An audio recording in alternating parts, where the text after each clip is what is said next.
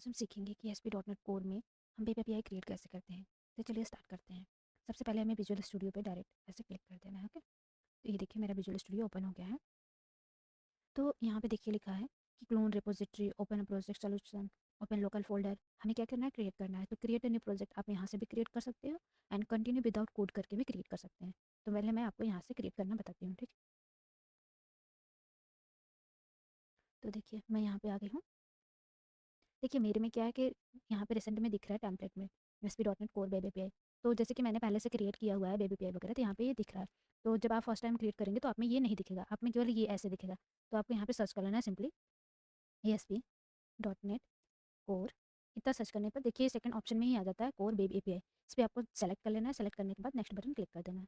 ठीक, जैसे next button click करेंगे आपको ये विंडो ओपन होकर दिखेगा। ठीक है, जिसमें कि आप यहाँ पे प्रोजेक्ट का नाम जो देना चाहे वो दे सकते हैं। तो जैसे मैंने यहाँ पे लिख दिया एपीआई डेमो। ठीक है, मैंने प्रोजेक्ट का नाम एपीआई डेमो दे दिया। और यहाँ पे देखिए यहाँ पे लोकेशन है। लोकेशन के लिए अगर आप चेंज करना चाहते हैं, मेरे में ई ड्राइव है, तो आप यहाँ से सेलेक्ट करके लोकेशन चेंज कर सकते हैं। यहाँ पे मैंने एक फोल्डर क्रिएट कर दिया ई ड्राइव में एपीआई। ओके, तो अब देखिए मैं ये फोल्डर सेलेक्ट कर लेती हूँ। तो देखिए ई ड्राइव में एपीआई। तो अभी जो मेरा प्रोजेक्ट क्रिएट होगा वो ई ड्राइव के अंदर एपीआई फोल्डर के अंदर क्रिएट होगा। ओके, तो आप चाहे प्रोजेक्ट का नेम और सोल्यूशन का नाम दोनों सेम रख सकते हैं। आप चाहे तो इसे चेंज भी कर सकते हैं। ओके, तो मैं सेम ही रहने देती हूँ और नेक्स्ट बटन पे क्लिक कर देती हूँ। ओके, तो देखिए अब आगे नेक्स्ट बटन के क्लिक पे ये हमारा फ्रेमवर्क है। फ्रेमवर्क हमारे कौन सा है, 8.0 जो लॉन्ग टर्म सपोर्ट है। तो देखिए यहाँ पे 9.0 भी है जो स्टैंडर्ड सपोर्ट है। तो हम क्या करेंगे, लॉन्ग टर्म सपोर्ट को सेलेक्ट करेंगे। ओके, और बाकी आपको ऐसे ही सेटिंग्स रहने देनी है। और यहाँ पे देखिए मैं आपको बता देती हूँ इनेबल ओपन सपोर्ट। ये क्या है, इसको टिक करने से हमारा अगर टिक है तो इसमें स्वैगर ओपन होता है। आप जब रन करेंगे एपीआई तो वो स्वैगर के थ्रू रन होती है। ओके, अगर अनटिक कर देंगे तो स्वैगर नहीं ओपन होता है यहाँ पे। ये हमारा .NET फ्रेमवर्क कोर 8 में है। ओके, तो नेक्स्ट बटन के क्लिक पे तो देखिए मेरा अब प्रोजेक्ट क्रिएट हो रहा है जो वेब एपीआई है। थोड़ा टाइम लगेगा यहाँ पे।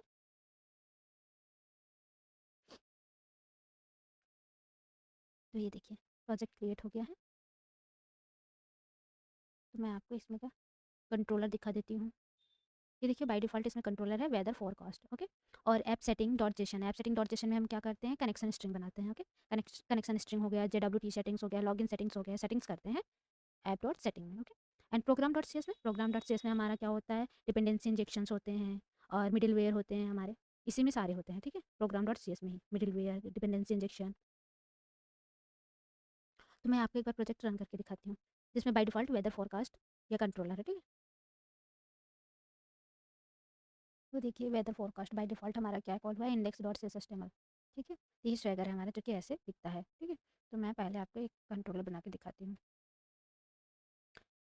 API controller. ओके, इसको हमें बंद करना पड़ेगा। ठीक है, मैं इसे कट कर देती हूँ, इसे हटा ही देती हूँ। ठीक है, कोई नीड नहीं है हमें, तो मैं इसे डिलीट कर देती हूँ। हमें अपना कंट्रोलर बनाती हूँ। ठीक है, ऐड कंट्रोलर। देखिए यहाँ पे बाय डिफॉल्ट क्या है, एमबीसी कंट्रोलर है। तो हमें एपीआई कंट्रोलर बनाना है, तो कॉमन के अंदर एपीआई है। एपीआई पे क्लिक करने के बाद ये सेलेक्ट करना है। ठीक है, एपीआई कंट्रोलर एम्प्टी। ओके, तो ये एपीआई कंट्रोलर क्रिएट होगा। अब यहाँ पे मैं कंट्रोलर का नाम दे देती हूँ टेस्ट कंट्रोलर। ओके, तो ये देखिए ठीक है, कंट्रोलर हमारा क्रिएट हो गया। अब हम आपको इसमें एक मेथड बना के दिखाते हैं, गेट मेथड। ठीक है, HTTP गेट। ठीक, simply hello. Okay,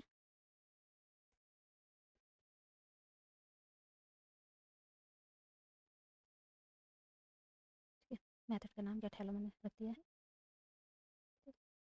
return okay. ठीक है, रिस्पॉन्स ओके कर देते हैं। ठीक है,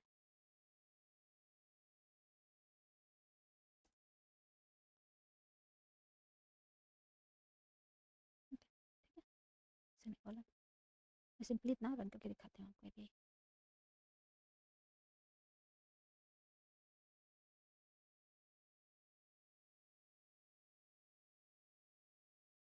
देखिए ये बाय डिफ़ॉल्ट देखिए स्वैगर से रन हो रहा है, इसलिए यहाँ पे स्वैगर लिखा हुआ है।